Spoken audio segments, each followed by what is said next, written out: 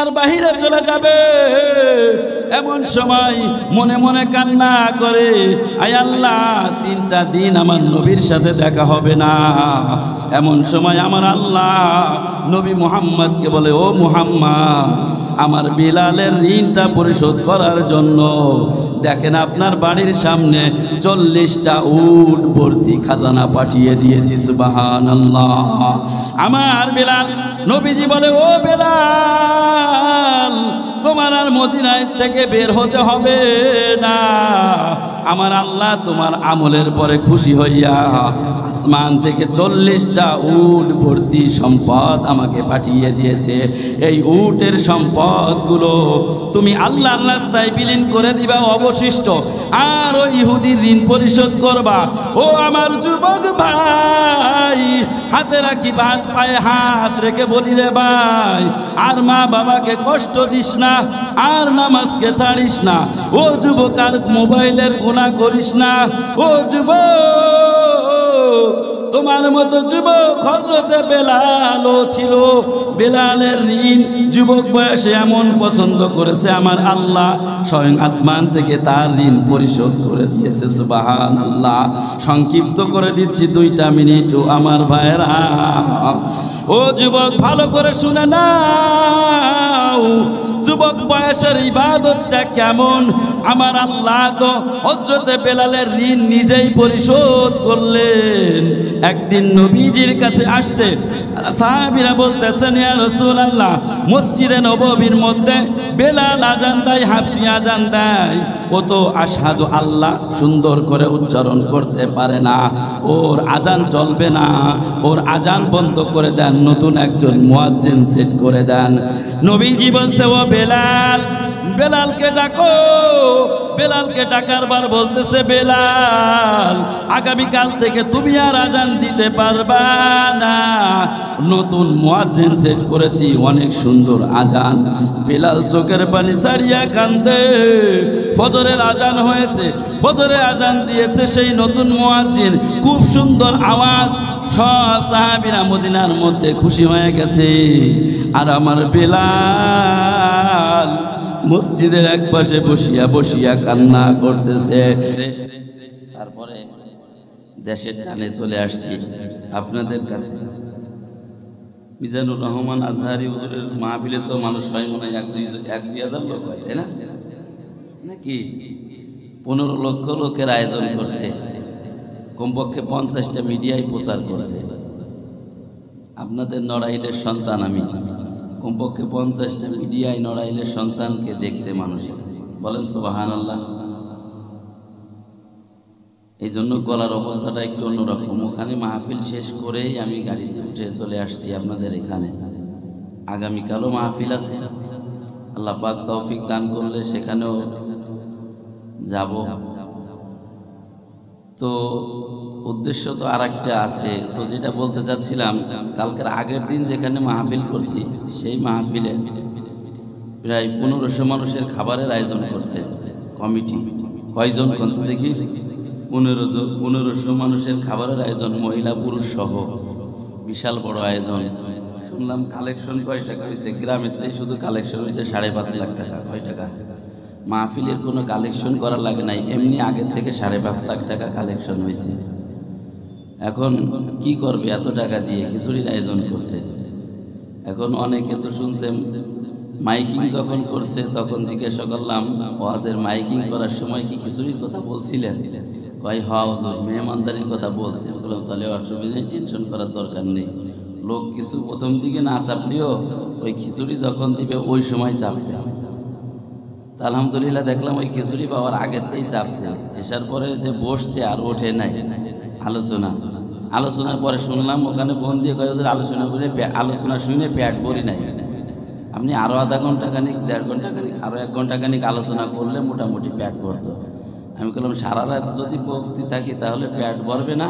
আর আমাদের তো এক জায়গায় প্রোগ্রাম না, সারা জায়গায় প্রোগ্রাম করতে হয়। আপনাকে যদি একদিন পেট ভরাই দিয়ে যায় পরে বমি করবেন, কয়েকদিন পরে আর সামনের বছর আর ডাকবেন না। এই জন্যই বমি টমি করার দরকার নেই, অল্প থাক।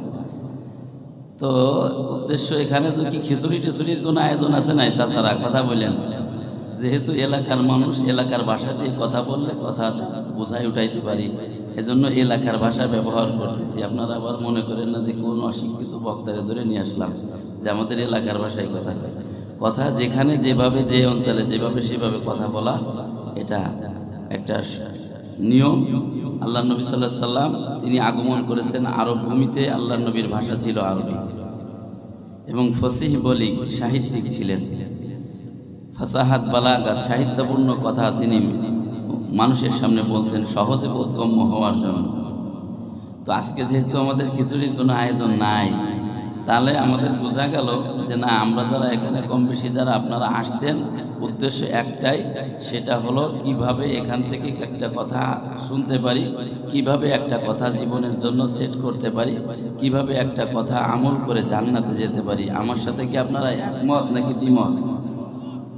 যদি একমত হয়ে থাকেন তাহলে দেখতে পাচ্ছি মোটামুটি যতটুকু যা প্যান্ডেল যা হয়েছে মাশাআল্লাহ, পিছনের থেকে আমরা যারা আসি একটু জুড়ে জুড়ে মিল মোহাব্বতের সাথে একটু সামনে আগায় বসে কেমন হয়। এখন তো সময় তো বেশি যায় নাই, আধা ঘন্টা খানিক, বেশি গরম এখনো হয় নাই। গরম এদিকে এনে বাঁধেন। আর বাদাম টাদাম খাওয়ার যদি কোনো ঝামেলা থাকে তাহলে সেটা সাইরে আসেন। চাচির সাথে দেখা করার কোনো কাজ থাকলে সেটাও সাইরে আসেন। কিন্তু আলোচনা শুরু হওয়ার পরে কেউ উঠবেন না। যদি খারাপ লাগে কাউন্টার দেবেন, হুজুর ওয়াজ শেষ করে নেমে যাব। আর ভালো লাগলে আমার সময় 1 ঘন্টার বেশি আমি আলোচনা করব না ইনশাআল্লাহ। একটু আগাই বসেন না আমার দিকে, সবাই জিকিরের সাথে আগাই বসি। বলি লা ইলাহা ইল্লাল্লাহ, লা ইলাহা ইল্লাল্লাহ।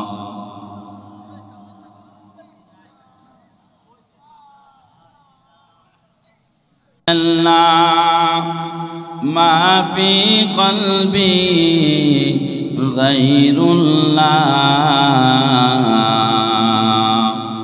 لا إله إلا الله محمد رسول الله صلى الله عليه وسلم।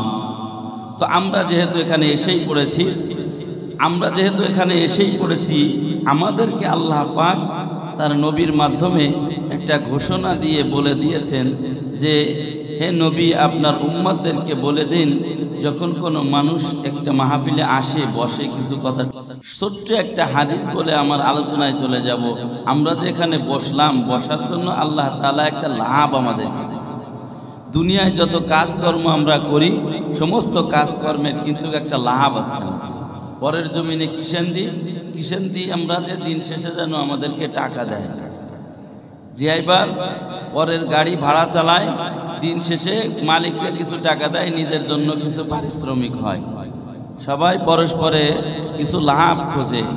আমরা যে এখানে আসছি, এখানে আসার ব্যাপারে আল্লাহর নবী সাল্লাল্লাহু আলাইহি ওয়াসাল্লাম একটা লাভের কথা বলেছেন।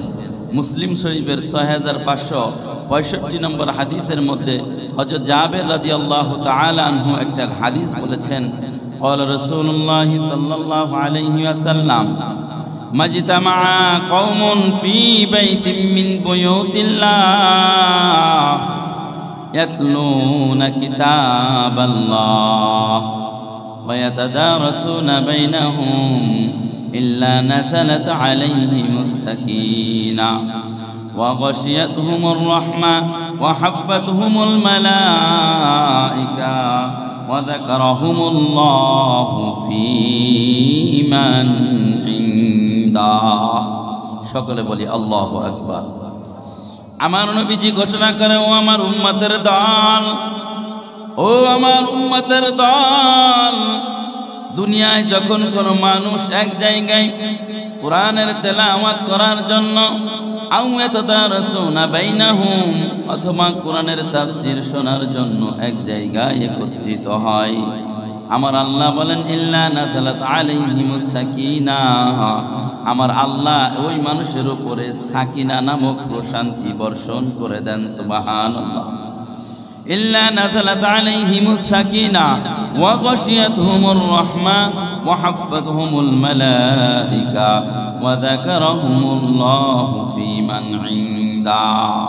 আমার আল্লাহর নবী পয়গম্বর ঘোষণা করেন ওই বান্দাদের উপরে আমার আল্লাহর পক্ষ থেকে রহমত দ্বারা তাদেরকে বেষ্টনী করে নেয়। শুধু তাই নয়, ওয়া যাকারাহুমুল্লাহু ফী মান ইনদা, আল্লাহ তাআলা ফেরেশতাদেরকে বলে, ও ফেরেশতা, তোমরা না বলেছিলে আয় আল্লাহ এই জমিনে সেজদা করার জন্য, জমিনে ইবাদত করার জন্য, জমিনে বন্দেগি করার জন্য আমরা লক্ষ লক্ষ ফেরেশতা আছি, তোমার ইবাদত বন্দেগি করব। নবীজি বলেন, যখন মেরাজে গেলাম, মেরাজে যাওয়ার পর সিদরাতুল মুনতাহার পাশে দেখি একজন বৃদ্ধ লোক হেলান দিয়ে বসে আছে। তার সামনে দিয়ে হাজার হাজার কে যেন আল্লাহ তাআলার তাসবিহ পড়তেছে আর তাওয়াফ করতেছে। আমি জিবরিলকে জিজ্ঞাসা করলাম, ও জিবরিল, ওই বৃদ্ধ ব্যক্তিটাকে যাকে দেখলাম সিদরাতুল মুনতাহার গাছের সাথে হেলান দিয়ে বসে আছে, বলে ওই ব্যক্তি হলো আপনার আদি পিতা হযরতে আদম, আপনার আদি পিতা জাতির পিতা হযরতে ইব্রাহিম আলাইহিস সালাতু ওয়াস সালাম। নবীজি বলে, আর দেখলাম লক্ষ লক্ষ মানুষ আমার আল্লাহর আরশের পাশে ঘুরতেছে, আরশে মুআল্লার মধ্যে ঘুরতেছে। এই গ্রহগুলো কারা? বলে, ইয়া রাসূলুল্লাহ, এই যে যাদেরকে দেখতে পাচ্ছেন লক্ষ লক্ষ, এরা এখানে তাওয়াফ করার জন্য নিযুক্ত আমার আল্লাহ করে দিয়েছেন। বলে, প্রতিদিন এমন তাওয়াফ হয় কিনা? বলে, না না, আপনি যাদেরকে দেখতে পান এই মানুষগুলো জীবনে একবার তাওয়াফ করে শেষ করবে, কিয়ামত হয়ে যাবে, তারপরেও এই মানুষগুলোর আর সিরিয়াল আসবে না। এত ফেরেশতা আল্লাহর ইবাদতের জন্য তৈরি করা আছে। আল্লাহ তাআলা বলে, ও ফেরেশতা, তোমরা বলেছিলা ইবাদত করার জন্য আমরাই যথেষ্ট, মানুষ জাতি সৃষ্টি করার দরকার নাই। কিন্তু আমার বান্দা কেন সৃষ্টি করলাম একটু যাইয়া দেখো। ফেরেশতারা বলে, আল্লাহ, আমরা মানুষেরা যেমন দুনিয়ার আসমান, দুনিয়ায় থেকে আসমানের তারকা দেখি, সূর্যগুলো মিটি মিটি করে জ্বলে, তারকাগুলো জ্বলে, ঠিক তেমনি ভাবে আসমানওয়ালারা ফেরেশতারা আল্লাহ তাআলার কাছে এসে বলে, আল্লাহ, দুনিয়ার সব জায়গায় অন্ধকার, ওই রঘুনাথপুর গ্রামের মধ্যে কেন আলো জ্বলে? আল্লাহ বলে, ফেরেশতা, প্রশ্ন আমাকে করার দরকার নাই, যাও আসমান থেকে অবতরণ করো।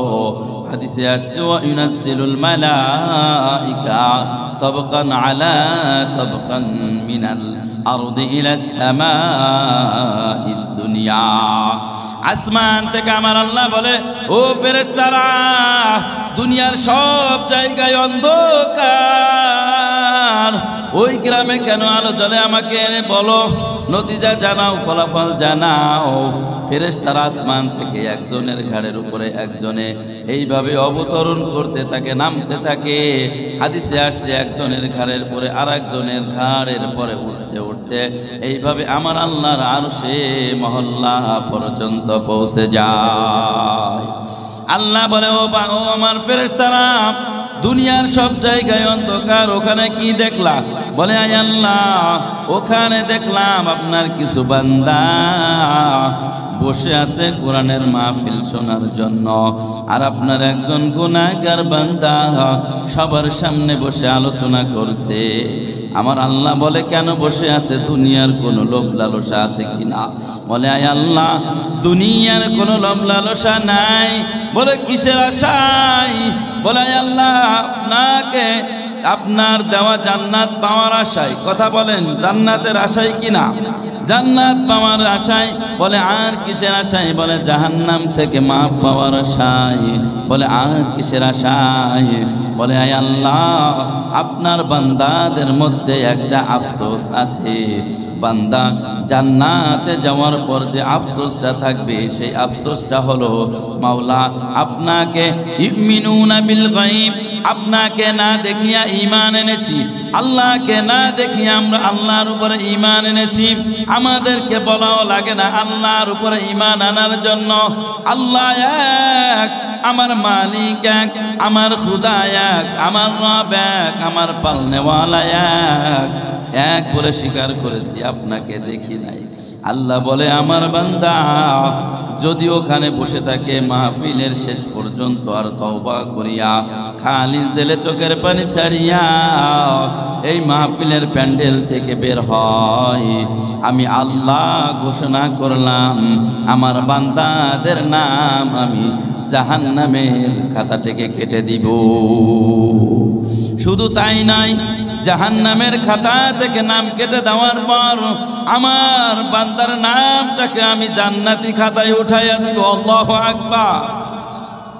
শুধু তাই নয়, আমার আল্লাহ বলেন এই মানুষগুলো যারা বসে আছে তাদেরকে একটু ঘোষণা দিয়ে দাও, ও ফেরেশতারা আমি আল্লাহ এই মানুষগুলোর নাম ফেরেশতাদের সামনে উচ্চারণ করে আলোচনা করে রেজিস্টার খাতায় আমি লিখে রাখলাম। এই বান্দাগুলোকে কাল কিয়ামতের ময়দানে জান্নাতি বানানোর পর আমি আল্লাহকে না দেখিয়া আমি আল্লাহর পরে ঈমান এনেছে।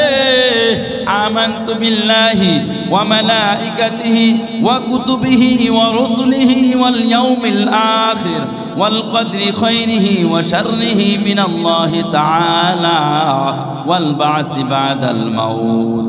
বান্দা তুমি যদি ঈমানদার দাবি করতে চাও, এক নম্বরে আল্লাহর পরে ঈমান আনতে হবে। আল্লাহর পরে ঈমান অর্থাৎ আমার আল্লাহ এক, আল্লাহর কোনো শরীক নাই।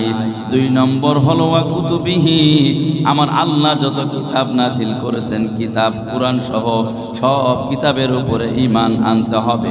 তিন নম্বর হলো ঈমান আনতে হবে কার উপরে? ওয়া মালাইকাতিহি, আমার আল্লাহ যত ফেরেশতা সৃষ্টি করেছেন তার উপরে ঈমান আনতে হবে। ওয়া রাসূলিহি, এবং তার নবী ও রাসূলের পরে ঈমান আনতে হবে। ওয়াল কদরি খাইরিহি ওয়া শাররিহি মিনাল্লাহি তাআলা, আমাদের কপালে যদি কষ্ট থাকে, বিপদ আপদ থাকে, বালা মুসিবত থাকে, রোগ শোক থাকে, টেনশন পেরেশানি থাকে, সেটাও আমার রবের পক্ষ থেকে আসে। আমার কপালে যদি শান্তি থাকে সেটাও আমার রবের পক্ষ থেকে আসে।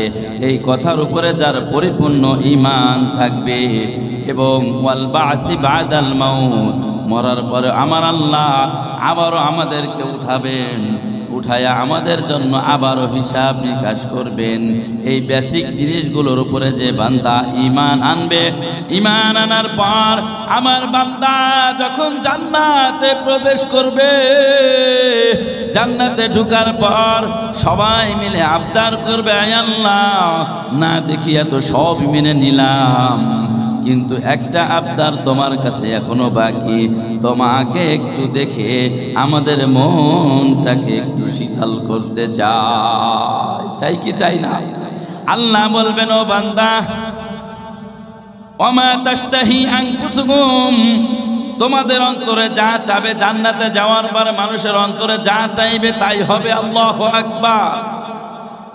দুনিয়ায় আপনি যা চান তা পান না, কিন্তু আমার আল্লাহ আখিরাতে জান্নাতে দেওয়ার পর বান্দা যা চাইবে তাই আমার আল্লাহ তার জন্য নির্ধারণ করে রাখবে। দুনিয়াতে আমরা মদ খাই না, হারাম।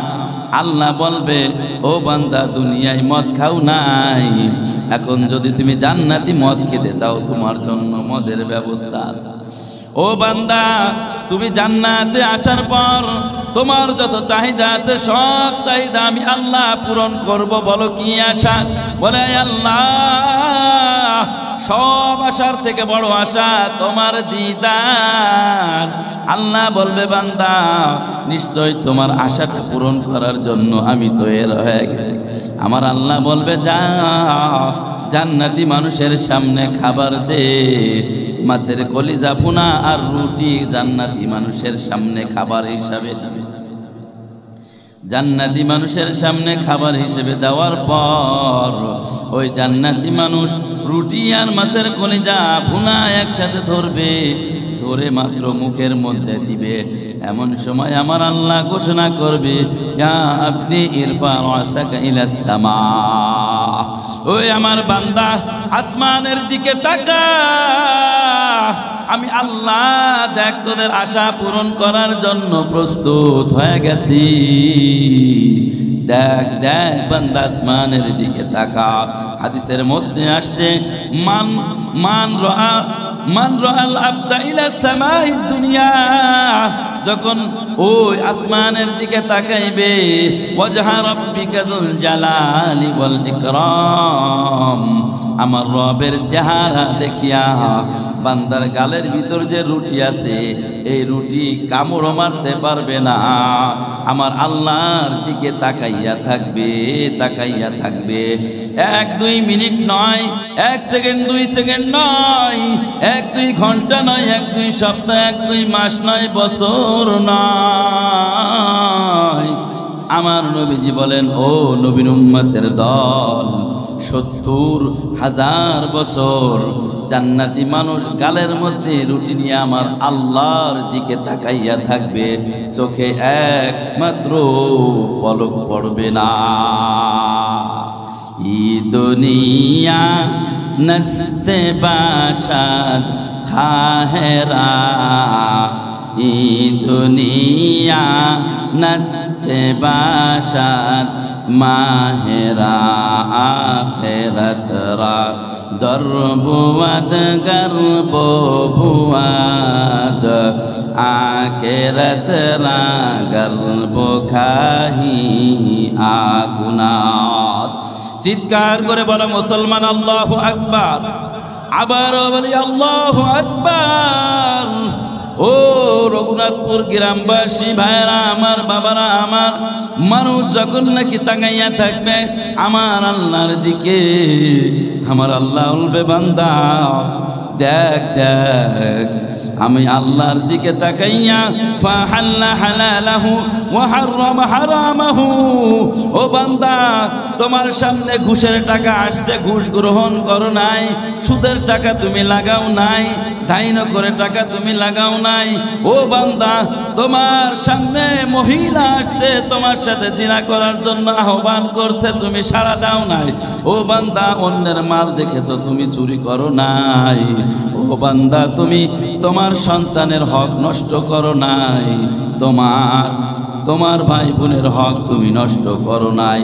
ইচ্ছা করলে অনেক কিছু করতে পারতা, ইচ্ছা করলে তুমি অনেক বড় লোক হতে পারতা, সব কিছু ত্যাগ করেছো হালালকে হালাল মনে করিয়া, আর যত হারাম কাজ আছে সব হারাম কাজকে হারাম মনে করিয়া পরিত্যাগ তুমি করেছো। আমি আল্লাহ নিশ্চয়ই দেখেছি, আমি আল্লাহর চেহারাটা দেখিয়া দেখিয়া বান্দা তোর মনের আশাটা তুই পূরণ করে নে। সুবহানাল্লাহ। ভাইরা আমার, তো এখানে বসতে পেরেছি আমরা, এই বসার ব্যাপারে আমার নবীজি বলেছেন, যদি কোনো বান্দা খালিস দিলে তওবা করে এই ময়দান থেকে যেতে পারে, আমার আল্লাহ বলেন, নবীজি হাদিসের মধ্যে বলেছেন, মাত্তাখাযানি মাহজুরা, কাল কিয়ামতের ময়দানে কোরআন কারোর জন্য আশাফিউল কোরআন ইয়াশফাউহুল আবদা, কাল কিয়ামতের ময়দানে কিছু মানুষের জন্য এই পবিত্র মহাগ্রন্থ আল কোরআন সাক্ষী দিবে, আর কিছু মানুষের জন্য এই মহাগ্রন্থ আল কোরআন তার বিপক্ষে সাক্ষী দিবে, তাকে জাহান্নামে নিয়ে যাওয়ার জন্য আহ্বান করবে। যে মানুষগুলো কোরআনের তেলাওয়াত করবে, যে মানুষগুলো কোরআন রাষ্ট্রীয় জীবন, সামাজিক জীবন, পারিবারিক জীবন, আন্তর্জাতিক জীবন, সমাজ, সমস্ত ক্ষেত্রে যে ব্যক্তি কোরআনকে প্রায়োরিটি দিতে পারবে, কোরআনকে প্রাধান্যতা দিতে পারবে, কোরআনকে গালেব বলে স্বীকার করবে, সেই মানুষগুলোর ব্যাপারে আমার আল্লাহ, আমার নবীজি ঘোষণা করে বলেছেন, এই বান্দা যারা তাদের জীবনকে এইভাবে পরিচালনা করতে পারবে, এই মানুষগুলোর জন্য কাল কিয়ামতের ময়দানে কোরআন সাক্ষী দিবে, আল্লাহ তোমার অমুক বান্দা আমাকে ছাড়ে নাই, অতএব আমিও তাকে ছাড়বো না। তোমার বান্দা আমাকে মুহাব্বত করেছে, অতএব আমিও তাকে মুহাব্বত করব। আয় আল্লাহ, তোমার বান্দা দুনিয়াতে আমার তেলাওয়াত করেছে, অতএব এখন আমি তার জন্য সাক্ষী দিব।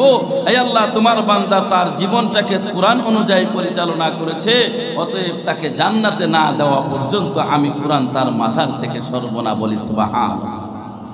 কোরআন বলবে, আবার কোন ব্যক্তির জন্য মাত্তাখাযানি মাহজুরা, কারোর জন্য বিপক্ষে সাক্ষী দিবে, বলবে আল্লাহ তোমার মহাগ্রন্থ আল কোরআন নাজিল করতে চেয়েছিলেন। লাউ আনজালনা হাযাল কোরআন আলা জাবালিন লারাআইতাহু খাশিআন মুতাসাদ্দিআন মিন খাশিয়াতিল্লাহ ওয়া তিলকাল আমসালু নাদরিবুহা লিন-নাস। আমার আল্লাহ কোরআন নাজিল করার পর ওই কোরআনকে আমার আল্লাহ বললেন, ও কোরআন যাও ফেরেশতারা পাহাড়ের কাছে যাও, পাহাড়কে যে বলো তোমার উপরে আমার আল্লাহ কোরআন নাজিল করতে চাই। পাহাড়ের উপরে নাজিল করতে চাই, পাহাড় বলে না না, এত ওজন আলা কোরআন আমি সহ্য করতে পারবো না। আল্লাহর কাছে ফেরেশতারা এসে বলে, আল্লাহ পাহাড় অস্বীকার করছে। বলে যাও ওই আসমানের কাছে যাও, আসমানকে বলবে ও আসমান তোমার উপরে আল্লাহ তাআলা কোরআনকে নাজিল করতে চাই। আসমান বলবে না না, এই কোরআনের যে ওজন আমি সহ্য করতে পারবো না, আমার উপরে যদি নাজিল হয় এই সাতবক আসমান জমিনে মুহূর্তের মধ্যে ধসে পড়ে যাবে, কিয়ামত সংগঠিত হয়ে যাবে। আমার আল্লাহর নবীজি ফেরেশতারা বলে, আয় আল্লাহ আসমান অস্বীকার করছে, জমিন অস্বীকার করছে, পাহাড় পর্বত অস্বীকার করছে, সমুদ্র নদী অস্বীকার করছে। আল্লাহ সবাই অস্বীকার করার পর আপনার মহাগ্রন্থ আল কোরআনের এখন কি অবস্থা হবে? আমার আল্লাহ মিটি মিটি হাসে আর বলে, ও ফেরেশতারা আইন্না কাইদি মাকিন, আমার চালাকি তোমরা জানো না, আমি আল্লাহর মনের মধ্যে যা আছে তোমরা তা বোঝো না। কারণ হলো এই মহাগ্রন্থ আল কোরআন স্পেশাল অফার, এটা কোনো পাহাড়ের জন্য আমি আল্লাহ বানাই নাই, এটা কোনো নদীর জন্য বানাই নাই, এটা কোনো আসমানের জন্য বানাই নাই, এটা আমি আল্লাহ স্পেশাল একটা মানুষের সিনাই দেওয়ার জন্য বানিয়েছি। যে সিনাটা একবার দুইবার নয়, তিনবার আমার আল্লাহর রহমতের পানি দ্বারা বুকটা চিরে ফিরে ভিতরটা সুন্দর করে পরিষ্কার করে রেখে দিয়েছি। আমার এই কোরআন নাজিল করব আমার এতিম নবী, দয়ার নবী, মায়ার নবী, আকায়ে নামদার মদিনা, তাজদার মদিনা, আহমদ মুস্তফা মুহাম্মদ মুজতবা, সরওয়ারে দো আলম, সৈয়দুল আলম, সৈয়দুল আজম, সৈয়দুল আরবি ওয়াল বাশার। আমার নবীর নামটা সবাই মুখ দিয়ে একটু উচ্চারণ করে বলেন, নবীর নামটা কি? মুহাম্মাদুর রাসূলুল্লাহ সাল্লাল্লাহু আলাইহি ওয়াসাল্লাম। আমার আল্লাহ বলেন, আমার দোস্তের জন্য এই কোরআনটাকে আমি তার সিনার মধ্যে দিব, এই কোরআনটা আমি স্পেশাল করে তার জন্য রেখে দিয়েছি। সুবহানাল্লাহ। কোরআন বলবে, আয় আল্লাহ এত স্পেশাল করে তোমার নবী মুহাম্মাদের জন্য তুমি সৃষ্টি করে রাখলাম। সৃষ্টি করে রাখার পর নবী মুহাম্মদ চলে গেছে, কোরআনের তেলাওয়াত দুনিয়া থেকে উঠে গেছে। গেছে কি গেছে না? কথা বলেন। না না না, অস্বীকার করলে হবে না। এখানে যত মানুষ আছেন বুকে হাত দিয়ে বলবেন, হাত উঠাইলে লজ্জিত হবেন, কয়জন মানুষ আছেন কোরআনের তেলাওয়াত করতে পারেন? আমার কাছে মনে হয় আলেম উলামারা থাকলে তারা ব্যতীত, আলেম উলামারা ব্যতীত বাকি যারা আছে, আমার মনে হয় যদি 100 লোক থাকে তার মধ্যে আমার মনে হয় 95 জন আছেন কোরআন শরীফ পড়তে পারেন না। দেখে দেখে হয়তো দুই একটা সূরা কালাম বলতে পারেন, কিন্তু দেখে দেখে কোরআন শিক্ষা মনে হয় পারেন না। তবে ধারণা ভালো, রঘুনাথপুরের মানুষ সবাই কোরআন শরীফ পড়তে পারে। তার ভালো ধারণা করলাম, কি বলেন? সবাই আপনারা পারেন, মাশাআল্লাহ। আপনাদের জন্য না, কিছু মানুষের জন্য কোরআন বলবে মাত্তাখাযানি মাহজুরা, আয় আল্লাহ তোমার কিছু বান্দা এত আদর করে মোহাব্বত করে তোমার নবীর জন্য স্পেশাল একটা কোরআন তুমি সৃষ্টি করেছিলে, নবীজি চলে গেছে, যাওয়ার পরে এই বান্দারা কোরআনের তেলাওয়াত ছেড়ে দিছে, কোরআনের তেলাওয়াত তারা করে না। বাস্তব কথা বলতেছি। অনেকের বাড়িতে দেখবেন কোরআন শরীফ যে আলমারিতে রাখা, সেই আলমারিতেই এখনো আছে, ওই কোরআন শরীফ আর ধরার সময় হয় না। অনেকের বাড়িতে কোরআন শরীফের মধ্যে দেখবেন আঙ্গুল দিলে দেখবেন এক কর ময়লা ডুবে যাবে, আছে কি আছে না? অথচ খোঁজ নিয়ে দেখবেন বাড়ির টেলিভিশনটা ঠিকই প্রতিদিন নতুন কাপড় দিয়ে পরিষ্কার করে কি করে না। এখন আর টেলিভিশনের দরকার নাই, ঘরের মধ্যে জাহান্নাম ঢুকে গেছে, মোবাইল ঢুকে গেছে। মহিলারা কোনো কায়দা রান্না বান্না করে ঘরে ঢুকে পড়ে, মোবাইল নিয়ে ব্যস্ত, বাচ্চা কাচ্চাগুলো মোবাইল নিয়ে ব্যস্ত। আগে গ্রামের মানুষ ওয়াইফাই বুঝতো না, গ্রামের মানুষ যারা ওয়াইফাই বুঝবো কী করে? সারাদিন বিলে মাঠে কাজ করে কুলাই পারে না, ওয়াইফাই লাগানোর সময় আছে নাই। এখনও গ্রামঘাটে দেখলে প্রতি বাড়িতে বাড়িতে ওয়াইফাই আছে কি আছে না? কথা বলে, ওয়াইফাই আছে। বর্তমান মা বোনেদের আর এটা দরকার নাই কোনো কায়দায়। বিশেষ করে যে সমস্ত মহিলাদের স্বামী বিদেশ, তাদের জন্য তো ফুল পাওয়ার, তারা খুব ফুল পাওয়ারে আছে।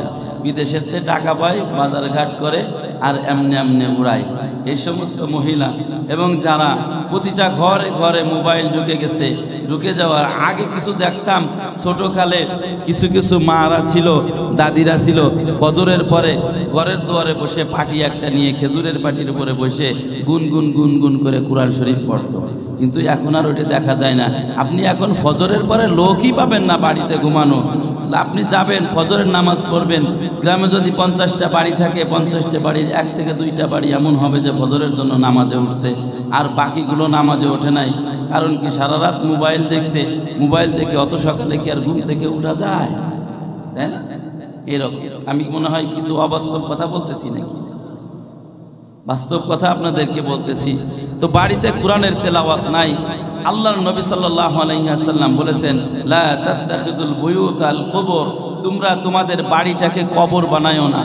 কবর বানায়ো না মানে তার অর্থ হলো কবরে যেমন কোনো নামাজ নাই, রোজা নাই, কোরআনের তেলাওয়াত নাই, কোনো ইবাদত বন্দেগী নাই, ঠিক তেমনিভাবে বাড়িটাকে যদি কোনো বাড়ি কোরআন তেলাওয়াত না থাকে, কোনো বাড়িতে আল্লাহর জিকির না থাকে, কোনো বাড়িতে তাসবিহ তাহলিলের আমল না থাকে, ওই বাড়িটা কবরের মতো হয়ে যায়।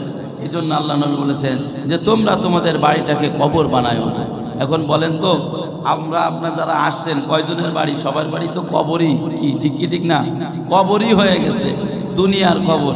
এই কবরে তো মুগুরির ব্যবস্থা নাই, কিন্তু যে আখিরাতের যে কবর, ওই কবরে কিন্তু মুগুরির ব্যবস্থা আছে।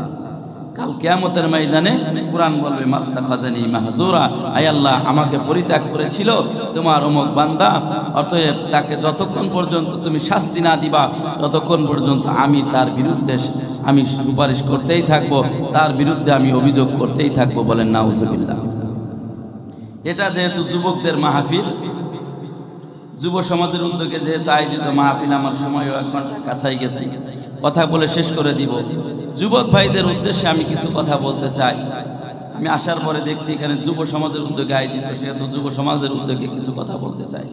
আর বুড়ো যারা আছেন তাদের আর শুনে লাভ কি? বুড়ো মানুষ তো আর জান্নাতে যাবে না। বুড়ো যারা আছেন দাড়ি টাড়ি পাইকে গেছে, খবরদার, বুড়ো মানুষ কিন্তু জান্নাতে যাবে না। অর্থাৎ এখানে বসেও লাভ নাই, উঠে যাবেন নাকি? তাইলে বুড়ো মানুষ জান্নাতে যাবে না তো ঠিকই আছে। আরে বুড়ো মানুষ জান্নাতে যায় কি করবে? 70টা হুর চালানোর মতো ইঞ্জিন লাগবে না? আমার আল্লাহ সেই ইঞ্জিন দিয়ে তৈরি করবে, যুবক বানাই দিবে। বুড়ো হয়ে যাবেন কেন?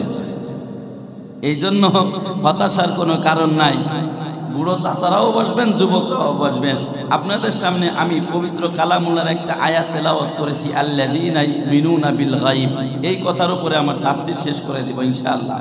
যারা গায়েবের প্রতি ঈমান এনেছে তাদেরকে আল্লাহ তাআলা এই সূরার মধ্যে প্রথম দিকে যারা মুমিন তাদেরকে 3টা সিফাত, তাদের 3টা গুণের কথা বর্ণনা করেছে। আল্লাযীনা ইউমিনুনা বিল গায়ব ওয়া ইউকিমুনাস সালাত, আর একটা হলো ওয়া মিম্মা রাযাকনাহুম ইউনফিকুন। 3 নম্বর, যদি কেউ মুমিন দাবি করতে চায়, 1 নম্বর হলো ঈমান বিল গায়ব, গায়েবের প্রতি ঈমান আনতে হবে। 2 নম্বর হলো আদাউস সালাত, নামাজ আদায় করতে হবে। 3 নম্বর হলো অমিম্মা রাযাকনাহুম ইউনফিকুন, আল্লাহ তাআলার রাস্তায় নিজের দেওয়া সম্পদ ব্যয় করতে হবে। এই 3টা গুণ যার মধ্যে থাকবে সেই ব্যক্তি মুমিন দাবি করতে পারবে। এই আয়াতের সাথে সামঞ্জস্য রেখে একটা হাদিস আপনাদের সামনে তেলাওয়াত করেছি, বুখারী শরীফের 660 নম্বর হাদিস। হযরত জাবের রাদিয়াল্লাহু আবু হুরায়রা রাদিয়াল্লাহু তাআলা আনহু থেকে বর্ণিত, হযরত আবু হুরায়রা রাদিয়াল্লাহু তাআলা আনহু বলেন, কাল কিয়ামতের ময়দানে যখন সব কিছু স্থির হয়ে যাবে, সব কিছু যখন দাঁড়িয়ে যাবে, স্থবির হয়ে যাবে, মানুষ অপেক্ষা করবে আল্লাহ কোন সময় হিসাব নিকাশ শুরু করে, ঠিক তখন আল্লাহ তাআলা কিছু মানুষকে টেনে টেনে বেছে বেছে ওই হাসরের ময়দান থেকে একটা স্পেশাল জায়গায় নিয়ে যাবে, যে জায়গাটা স্পেশাল জায়গাটা যেখানে আল্লাহ তাআলার পক্ষ থেকে তার আরশ থেকে আল্লাহ তাআলা একটা মেঘের মতো একটা খণ্ড তাদের মাথার উপরে দিয়ে দিবে, তারা ওই মেঘের নিচেই ছায়া পেতে থাকবে। সুবহানাল্লাহ। আল্লাহর নবীর সাহাবী বলেন, ক্বালা রাসূলুল্লাহ সাল্লাল্লাহু আলাইহি ওয়াসাল্লাম, সাবআতুন ইযিল্লুহুমুল্লাহু ফি যিল্লিহি ইয়াওমা লা যিল্লা ইল্লা যিল্লু। 7 শ্রেণীর মানুষ এমন আছে যাদেরকে আল্লাহ তাআলা কাল কিয়ামতের ময়দানে আরশের নিচেই ছায়া দিবে। কয় শ্রেণী কথা বলেন? 7 শ্রেণী। তার মধ্যে 1 নম্বর হলো ওয়ারাজুলুন কলবুহু মুআল্লাকুম বিল মাসাজিদ। 1 নম্বর হলো যে ব্যক্তির অন্তরটা মসজিদের সাথে লেগে থাকে, অর্থাৎ মসজিদে 1 ওয়াক্ত নামাজ আদায় করছে, আর 1 ওয়াক্ত নামাজ পড়ার জন্য যার অন্তরটা লেগে থাকে। 2 নম্বর হলো আশাবুন নাশআ ফি ইবাদাতিল্লাহ। 2 নম্বর হলো ওই যুবক যার যৌবনটা সে আল্লাহর ইবাদতে কাটিয়েছে। 3 নম্বর হলো ওয়ারাজুলান তাহাব্বা ফিল্লাহ ইজতামা আলাইহি ওয়া তাফাররাকা আলাইহি। 2 জন ব্যক্তি একজন আরেকজনকে ভালোবাসে, মহাব্বত করে, কিসের জন্য? আল্লাহ তাআলাকে পাওয়ার জন্য, দুনিয়ার কোনো স্বার্থের জন্য নয়, আল্লাহকে রাজি খুশি করার জন্য। যে কাজটা করলে আমার আল্লাহ রাজি হয়, অমুক ভাই এই কাজটা করে, নামাজ পড়ে, আমিও তার সাথে নামাজ পড়ব, মুহাব্বত রাখি। অমুকে চুরি করে, তার সাথে আমার চুরি করার মুহাব্বত রাখলে আবার হবে না। এই জন্য ওয়ারাজুলান তাহাব্বা ফিল্লাহ ইজতামা আলাইহি ওয়া তাফাররাকা আলাইহি। যখন কোনো মানুষ একজন আরেকজনের সাথে ভালোবাসা করে, কিসের জন্য? একমাত্র উদ্দেশ্য হলো আল্লাহ তাআলাকে রাজি খুশি করার জন্য।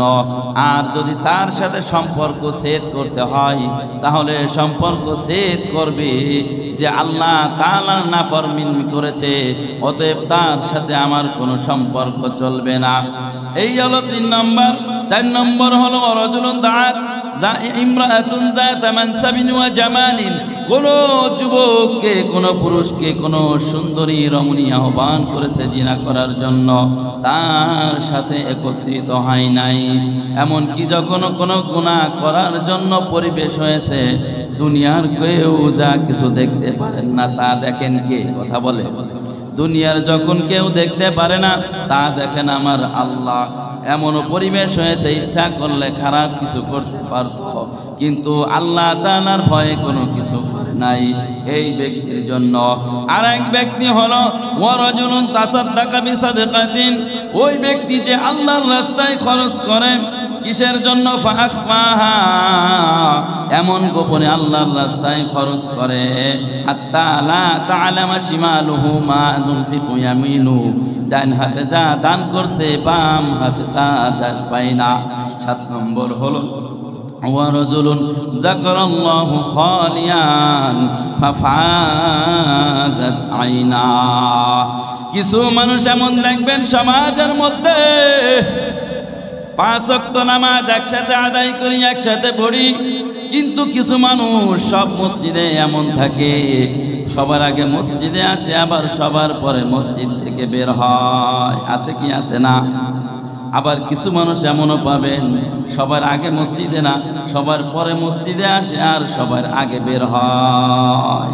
এই ব্যক্তিকে বলা হয় মুনাফিক। কি বলা হয় বলেন? মুনাফিক বলা হয়।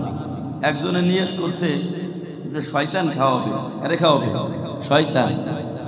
এখন নিয়ত করছে যে চোর খাওয়াবো, আল্লাহ অমুক কাজটা যদি হয়ে যায় আমি 10 জন চোর খাওয়াবো। এখন 10 জন চোর তো খুঁজে পাই না। আচ্ছা বলেন তো, যদি কেউ রাত্রে চুরি করে সে কি দিন ভরে এটা বলে বেড়ায় যে আমি একজন চোর? ও যদি চুরিও করে জীবনও তো স্বীকার করে না। এখন নিয়ত তো বেচারা করে ফেলাইছে বিপদে, তার উদ্দেশ্য হাসিল হয়ে গেছে, এখন করবে এটা কি? চোর তো খুঁজে পাই না। ঘটনাক্রমে একজনের সাথে দেখা হয়েছে। দেখা হওয়ার পরে কয়, কি ব্যাপার দোস্ত, দেখতেছি মনটা খুব মলিন, কাহিনী কি? কয়, কাহিনী হলো যে আমি তো নিয়ত করছিলাম চোর খাওয়াবো, কিন্তু চোর তো পাই না। কয়, কোষটা কি? চোরের অভাব আছে না এই দেশে। কয়, কিভাবে কেমনি কি একটু বুদ্ধি দে বোঝা।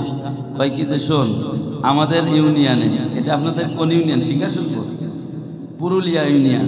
আপনাদের ইউনিয়নের কথা বললাম না, আপনাদের ইউনিয়নের কেউ চোর নাই, সবাই ভালো। অন্য ইউনিয়নের কথা বলতেছি। নিয়ত করছে, কয় যে এই তোর ইউনিয়নে ওয়ার্ড আছে কয়টা? কয় ওয়ার্ড আছে তো 10টা। তা কয় 10 ওয়ার্ডে মেম্বার আছে কয়টা? কয় মেম্বার আছে 10টা। কয় আর কয় কি যেটা কাজ করে মেম্বারকে দাওয়াত দিবি, 10 মেম্বারে দাওয়াত দিবি। কয় দোস্ত 10 জনের দাওয়াত দিলে 12 তো করে না। কয় 12 হবে না, ওই চেয়ারম্যানের দাওয়াত দিবি, ওই চেয়ারম্যান একাই 2 জনের সমান। ঠিক আছে, দাওয়াত দিছে। এখন জীবনে কোনোদিন ওর বাড়ি কেউ হাত ভিজাইতে পারে নাই, এত কৃপণ মানুষ। এখন যখন মেম্বারকে দাওয়াত দিছে, গ্রামের মানুষের মধ্যে একটা হিড়িক পড়ে গেছে, বাবারে বাবা, কাহিনীটা কি?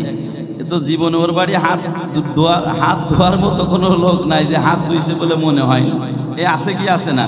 আমরা অনেকে আছি, বাজারে যাই, যে সন্ধ্যা হলে চার দোকানে যাই, যাওয়ার পরে খালি ঘুরি, পকেটে বাড়ির থেকে চাচির কাছ থেকে 20 টাকার নোট একটা নিয়ে গেছে, যায় খালি টাকা দেয় এর পকেটে থই, আবার খোঁজে যে কেউ আসে না 2 একটা চাটা খাওয়াবে। যদি চাটা খাওয়ায় ওই আর 20 টাকা আর বের করে না, ওটা আবার পকেটে করে আইনে চাচিরে জমা দিয়ে দেয়। যাক, আজকে চা আমাকে খাওয়াইছে, আজকে আর 20 টাকা লাগতেছে না, আবার কালকেরা দিও আবার। এইরকম পরখানেওয়ালা কিছু লোক আছে কি আছে না? কথা বলেন তো। এই যে পরখানেওয়ালা, ও জীবনে ওর বাড়িতে কোনোদিন কেউ হাত ধুতে পারে নাই।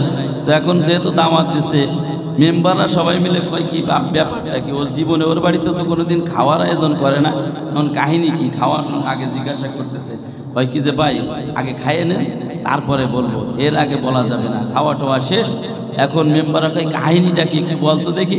কয় কাহিনী হলো এইটা, আমি গত 2 বছর আগে নিয়ত করছিলাম চোর খাওয়াবো, কিন্তু চোর খুঁজে পাই নাই। তা আমার একজন বুদ্ধি দিয়েছে যে ইউনিয়নে যত মেম্বার আছে এই মেম্বারগুলোরে দাওয়াত দে, ওরা হলো সব থেকে বড় চোর। কথা বলেন ঠিক কি ঠিক না?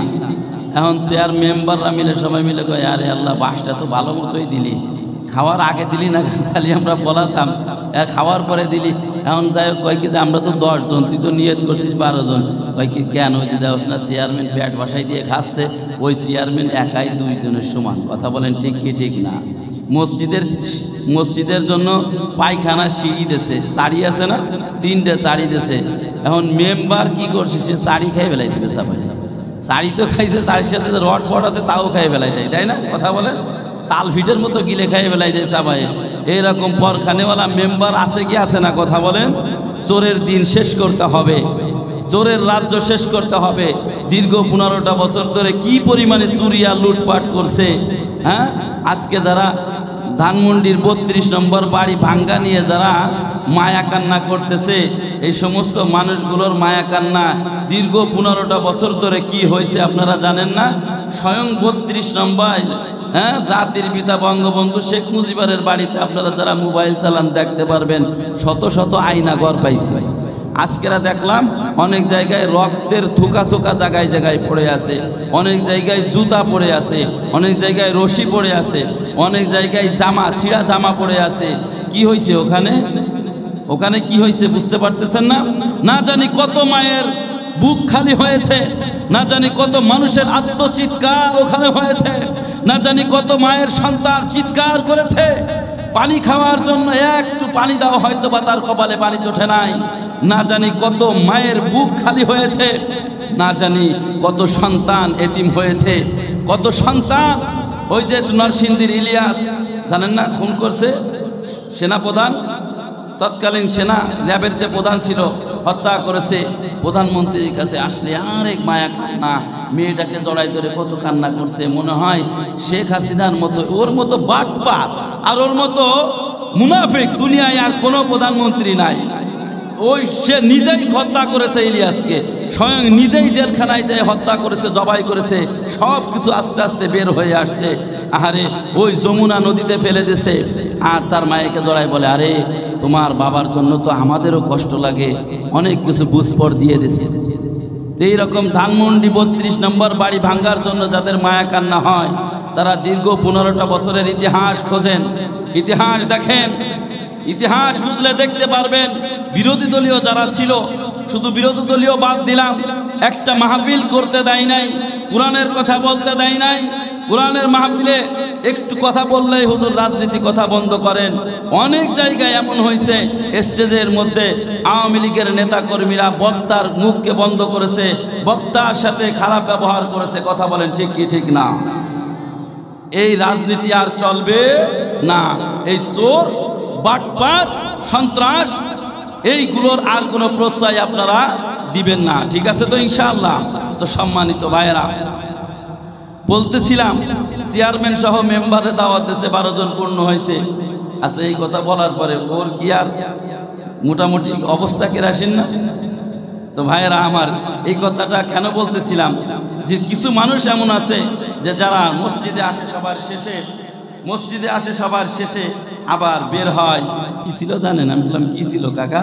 ওই এক সময় এই জায়গার মানুষগুলো, এখন তো ঘর বাড়ি পাকা বস্তু দেখতেছেন, এই জায়গার মানুষগুলো এক সময় এখান থেকে মানে তাদের কোনো ভালো পাকা পায়খানাও ছিল না। তা কেমনে কি কাকা?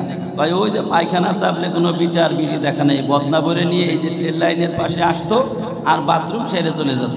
আমি জিজ্ঞাসা করলাম যে কাকা, তা বাথরুম সার তো মানুষ দেখে ফেলতো না, আবার একজন বাথরুম সারতে আসছে আর একজনের পাশে আর একজন দেখে ফেলবেন? ভাই ওর তো আবার সিস্টেম ছিল, যখন বাথরুম করতো তখন লুঙ্গিটা উসরে দিয়ে মাথাটা ঢেকে দিয়ে রাখতো। পাশা দেখলে কি আর বোঝা যায় এটা মেম্বারের ভাষা না চেয়ারম্যানের ভাষা? কথা বোঝেন নাই? এইরকম একটা সমাজ আমাদের এক সময় ছিল। সম্মানিত ভাইয়েরা, আমি আপনাদেরকে যে কথা বুঝাইতে চাইতেছি, যে 7 শ্রেণীর মানুষকে আল্লাহ তাআলা আরশের নিচে ছায়া দিবে, তার মধ্যে একটা শ্রেণীর মানুষ কারা? সেই শ্রেণীর মানুষ হলো ওয়া রাজুলুন শাবুন মান তাশা ফি ইবাদাতিল্লাহ, যে ব্যক্তি যৌবন বয়সে তার জীবনটাকে ইবাদতের মধ্যে কাটিয়েছে। সুবহানাল্লাহ। ও আমার যুবকেরা, নবীর উম্মতের দল, ও আমার যুবক ভাইয়েরা, তোমরা ভালো করে শুনে নাও। যদি তোমার জীবনটাকে তুমি রঙিন করতে চাও, যদি তুমি জান্নাত পেতে চাও, যদি তুমি জান্নাতের চিরবাসিন্দা হতে চাও, তোমার জীবনটাকে তুমি হযরতে বিলালের মতো রঙিন করে দাও। আমার আল্লাহর নবীর সাহাবী হযরতে বিলাল ছিলেন কুৎসিত কালো হাবশী, জানি না আমরা?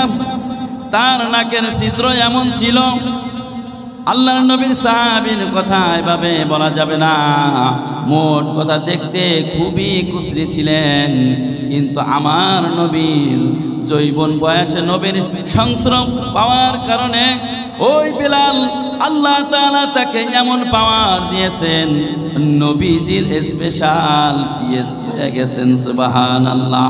আবু বকর যদি আল্লাহর নবীর ঘরে ঢুকতেন তাহলে হযরতে বেলালের অনুমতি নিয়ে ঢোকা লাগতো।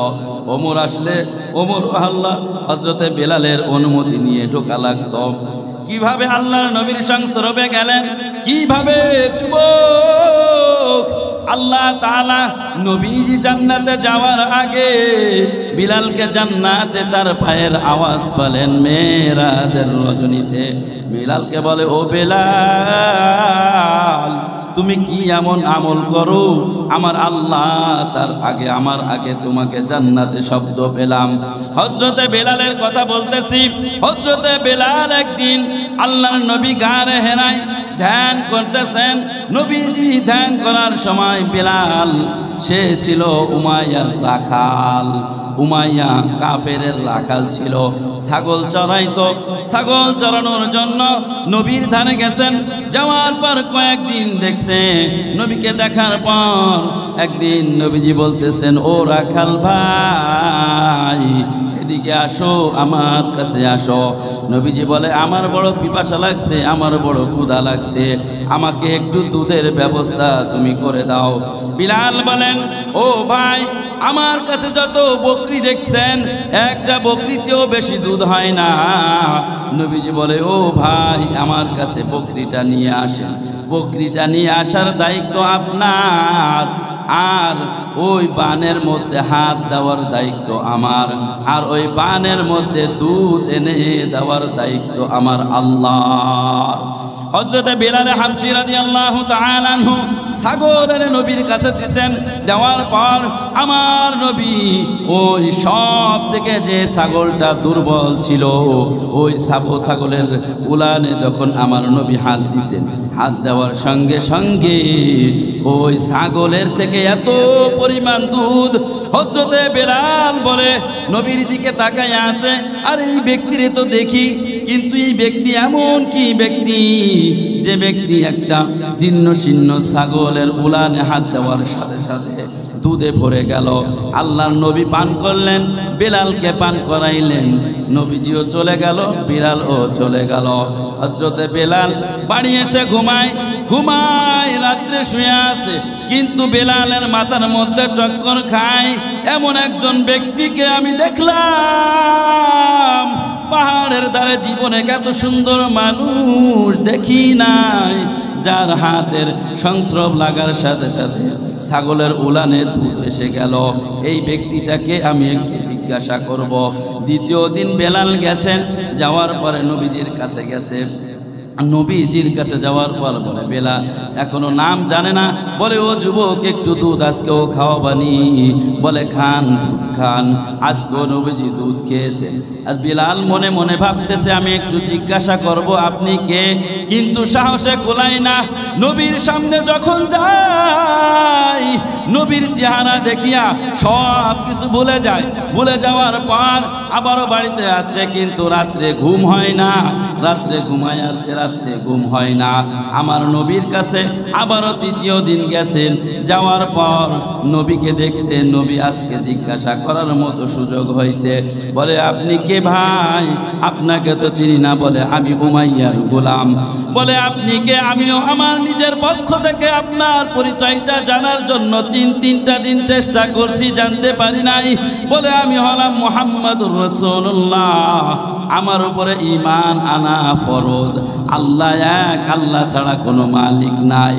বিলাল বলে, যখন নবীজি এই কথা বলছে, লম্বা ঘটনা সংক্ষিপ্ত করলাম। বিলাল এই কথা বলার পর বাড়িতে আসছে।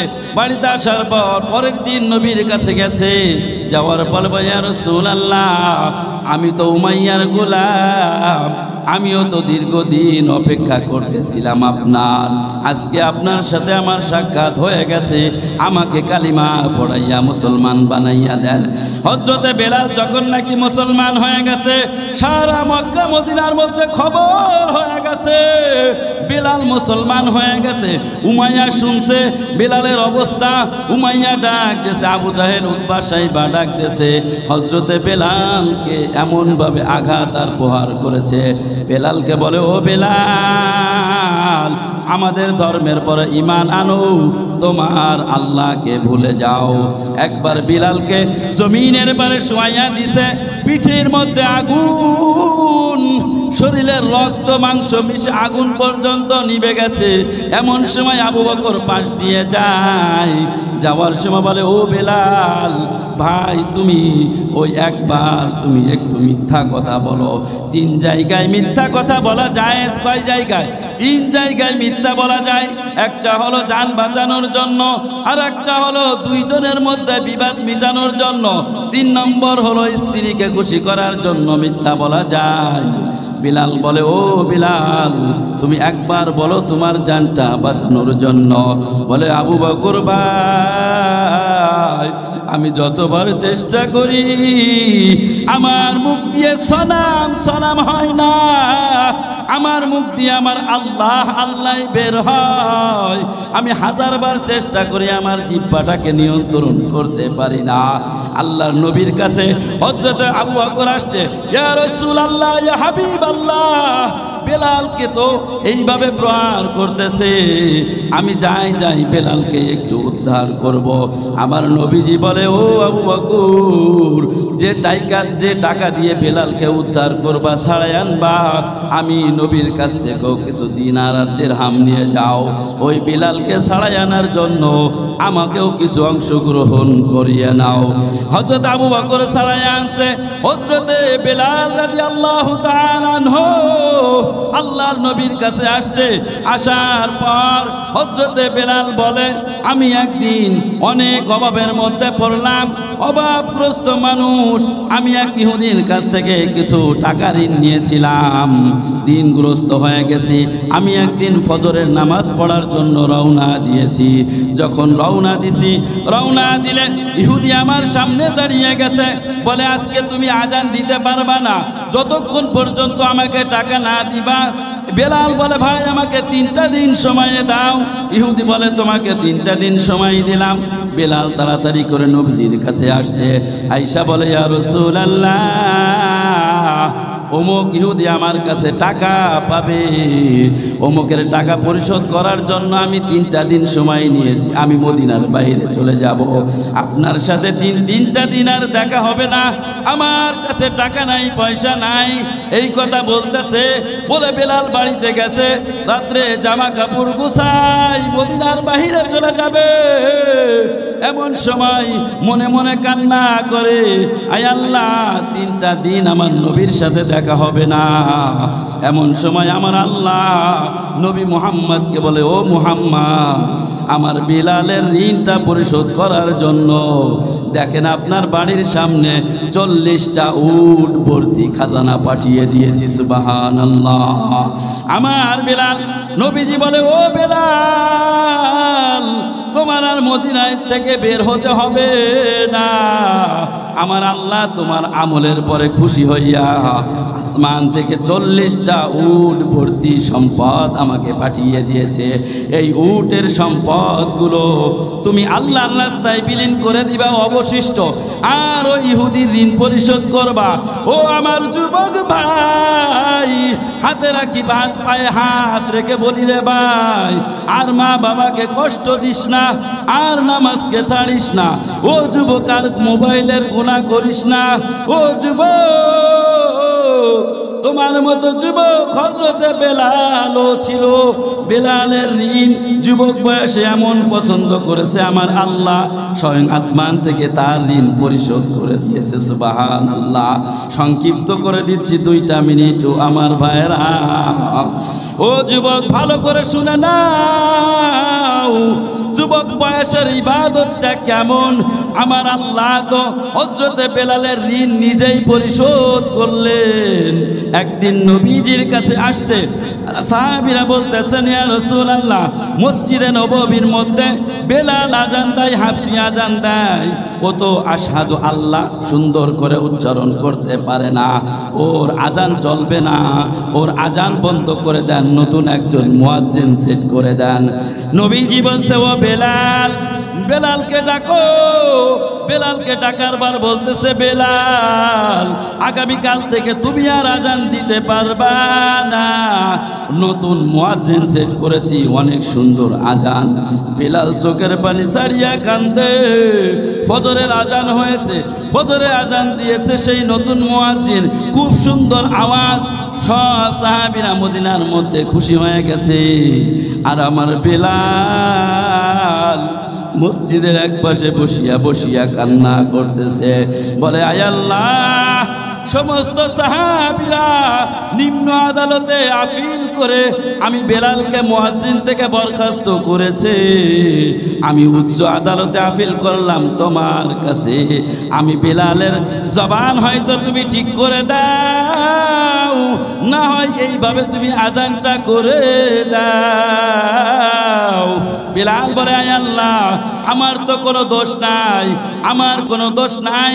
আমার জিহ্বা তো আগে খুবই ভালোই ছিল, কিন্তু উমাইয়ার কাছে যখন আমি গেলাম, আমি যখন আপনার নাম আল্লাহ আল্লাহ আল্লাহ বলে ডাকতেছিলাম, আয় আল্লাহ, যখন আপনার জিকির অন্তরে করতেছিলাম, এমন সময় উমাইয়া আইসে আমারকে ধরিয়া দুহাত বেঁধে আমার জিহ্বার মধ্যে পেরেক মেরে দিয়েছে। এই পেরেক মারার কারণে আমার জিহ্বা কাটো হয়ে গেছে। এই জন্য আমি আল্লাহ তোমার জিকির করাটা যদি আমার অন্যায় হয়, তাহলে আমি আর আজান দিব না। আর যদি তোমার নাম ডাকার কারণে যদি আয় আল্লাহ যদি ইজ্জত বৃদ্ধি পায়, তাহলে আমাকে মুয়াজ্জিনিতে বহাল রাখতে হবে। এমন সময় আসমান থেকে জিবরাইল আসছে, ইয়া রাসূলুল্লাহ, আজকে তো মদিনার মধ্যে আজান হয় নাই, আমার আল্লাহর আরশে আজিম পর্যন্ত আজান পৌঁছে নাই। আমার আল্লাহ পাঠাইছে, যাও যাও তাড়াতাড়ি করে আজান দিতে বলো। নবীজি বলতেছেন, জিবরাইল ভাই, আজান তো অনেক সুন্দর হয়েছে, মুয়াজ্জিনে আজান দিছে। বলে মুয়াজ্জিনে যদিও আজান দেয়, কিন্তু বেলালের আজান ছাড়া কারোর আজান আরশে পৌঁছায় না। আমার নবীজি বলতেছেন, যাও যাও তাড়াতাড়ি করে আমার বিলালকে ডাকো। বিলালকে ডাকতে যেয়ে দেখে মসজিদে মেম্বারের মসজিদে নববীর পাশে বসিয়া হেলান দিয়া দু চোখ বেয়ে বছরে কান্দে। যখনই শুনছে নবীজি ডাকছে, বেলাল দৌড়াইয়া গেছে, আর রাসূলুল্লাহ কেন ডাকছেন? আমি তো অপেক্ষা করতেছিলাম রাতটা শেষ হওয়ার সাথে সাথে আমি এই মদিনা ছেড়ে চলে যাব, আমি আর আপনার সামনে আসবো না। আমার নবী হযরত বেলাল কে বুকে জড়াইয়া বলে, ও বেলাল রে, আমার আল্লাহ তোর প্রতি এত খুশি হয়ে গেছে, আমার আল্লাহ আরশ থেকে ফেরেশতা পাঠাইয়া দিছে, তুই নাকি আজান না দিলে আমার আল্লাহর আরশে আজান পৌঁছায় না। এই রকম যুবকের দল হযরতে বেলাল তার জীবনটাকে যৌবন বয়সে কিন্তু দামি করেছে। যৌবন বয়সে আমার নবীর এত ভালোবাসা অর্জন করেছে, যে ভালোবাসা অন্য কোনো ব্যক্তি করতে পারে নাই। বেলালের ভালোবাসার কারণে আমার নবী যখন মারা যায়, মদিনার অলিতে গলিতে সব জায়গায় এলান পড়ে গেছে, ও রঘুনাথপুরের যুবকের দল ভালো করে শুনে নাও রে ভাই, নবীর প্রতি ভালোবাসা কেমন ছিল। সবাই দিক বেদিক ছুটতেছে, আমার বেলাল এক পাশে বসিয়া কাঁদে, আজকে থেকে আমি বেলাল আজান দিব, কিন্তু আমার আজান তো আমার নবী শুনবে না। ও আমার সাহাবী ভাইরা, আমাকে আর আজান দেওয়ার জন্য রিকোয়েস্ট করিও না, আমি বিলাল আর আজান দিব না। কিরকম মোহাব্বত তার অন্তরে ছিল বলেন তো দেখি। এই জন্য ভাইরা আমার, যুবকেরা আমার, বাবারা আমার, আমাদের যাদের যৌবন বয়স চলে গেছে, আমাদের যাদের যৌবনে আমরা পদার্পণ করেছি, আমরা যদি সেম কাজটা করতে পারি নবীর জন্য, সেম কাজটা করতে পারি আল্লাহর জন্য, সেম কাজটা যদি করতে পারি, আমার মালিক আমাকে আপনাকে কাল কিয়ামতের ময়দানে হযরতে বেলালের সাথে হাসর নাসরের ব্যবস্থা করে দিবেন। সুবহানাল্লাহ। আল্লাহ পাক আমাদের সকলকে হযরতে বেলালের মতো মুহাব্বত, নবীর মুহাব্বত আর ভালোবাসা নিয়ে মরণের আগ পর্যন্ত জীবন যাপন করার তৌফিক দান করুন। সকলে বলি আমিন। ওয়া মা আলাইনা ইল্লাল বালাগ। আসসালামু আলাইকুম।